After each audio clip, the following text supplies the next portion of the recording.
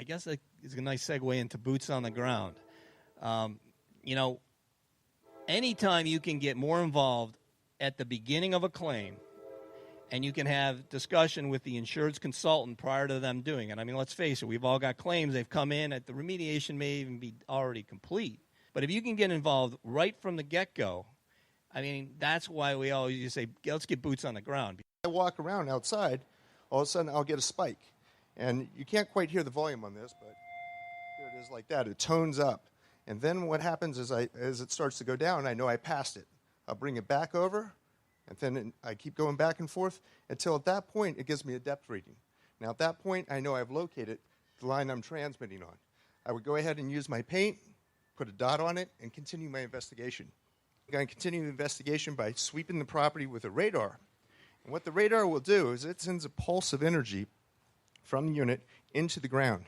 And when it gets to different dielectric properties within the ground, when there's a composition change, it will send back a reflection and give me an image on my screen.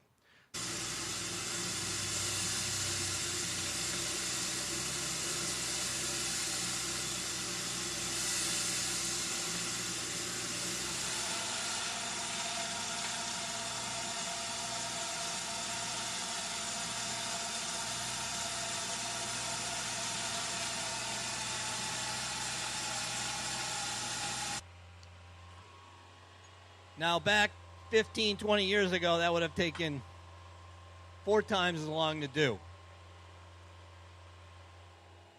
Now, what's in the ground is the 5-foot core barrel with the liner in it, and now they're going to push the next 5-foot core down to a 10-foot depth. These machines have the capability to go down 150 to 200 feet in unconsolidated soil. They can also be used for rock with the proper tooling assembly. There's a pressure probe, which has a check valve, and it has a spring. This pushes up to 1,000 psi. It's used as a grout also, but in this case, we're using water.